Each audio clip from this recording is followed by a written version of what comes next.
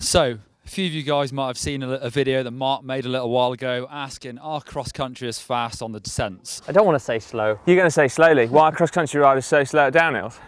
Well, it's a race, isn't it? So we're at Lenzerheide for the World Cup, cross country and downhill. We're actually going to send Mark out to do a full lap of the track, see how he gets on. But what Mark doesn't know, we've got a little surprise up our sleeves. We've got Nino Schurter, well known as being the best cross country descender.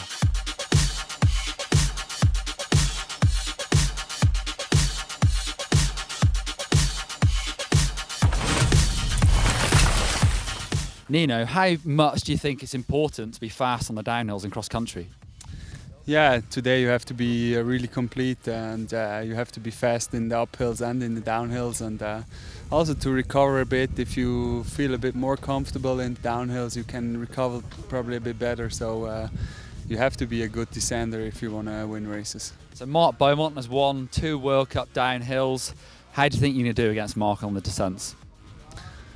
It's difficult to say. It's actually not really technical downhills here, so I don't think he's making too much time. But I don't know how fast he's going in the uphills. I want to do now a fast lap also in the uphill, so I'm probably suffering a bit, and then I can't go that fast really in the downhills. Awesome. So we're going to send Nino and Marc off for a full flying lap, see what their lap time's like, and see what the descents are like specifically. So we're going to send you off to a lap of the track here, cross-country track at Lenzerheide, and see how you get on. How do you think you're going to get on? Well, I'd like to think I'd hold my own on the descents. Obviously I'm riding a bit of a different bike here, borrowed one off Brendan, seat high, fixed seat post. We'll see how we do. So what's the plan of attack? Hammer it the whole lap or look for the downhills? I think the sensible man would have to say I'm going to have to conserve energy on the climbs, because I'm not going to be fastest for a whole lap, and then try and play to my strengths on the descents, see where that gets me.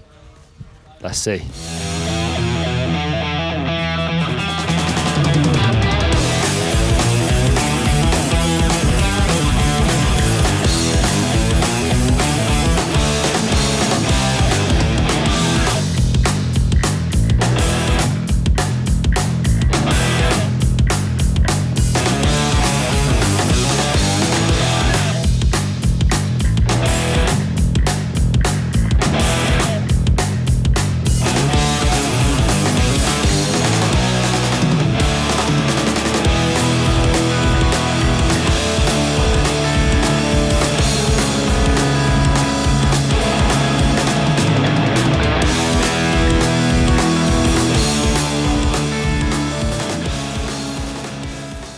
So Mark, you raced the cross-country lap, flying lap, did some times.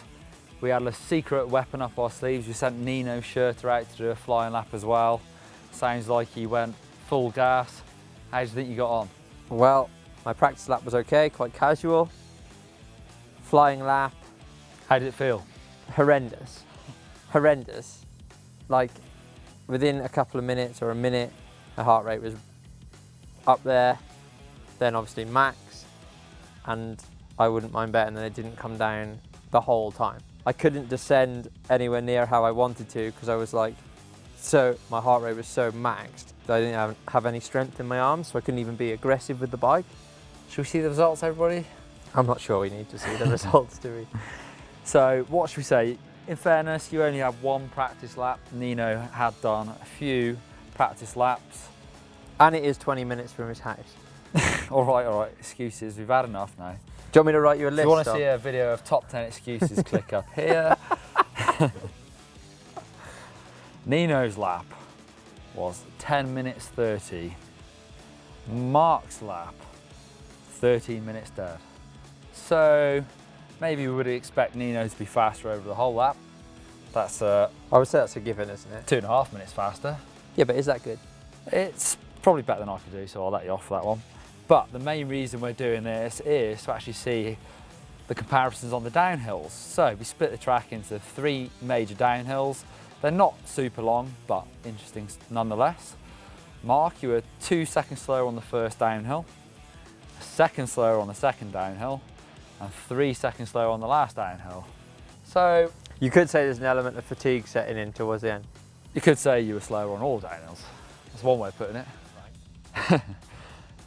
We've got to say that having watched Nino's GoPro, he actually set off into the downhills a lot faster than you did, just because of the sheer speed of him going up the climb beforehand. So it's pretty flipping impressive. So what do you think to that, Mark? Well, perhaps I got my tactics all wrong in a way, because obviously I wanted to do as fast a lap as I could to see how fast these guys really are. Perhaps if I'd have gone slower up the climbs and not put myself into such a mess, then I could have relied on my skills to perhaps that might make better reading for the descents. The interesting point is in the race at Lenzerheide, Nino's average lap time for 8 laps was 11 minutes 08. So 8 laps at that speed is really impressive. So still best part of 2 minutes faster than my fastest. So that's enough embarrassment for me.